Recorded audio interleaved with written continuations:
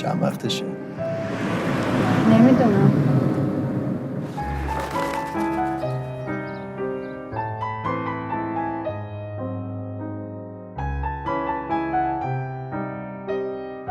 یه بلایی سر خودم میارم، خونه این بچه میفته گردنت ها. بچه منه مگه؟ باباش باید نگرانش باشه.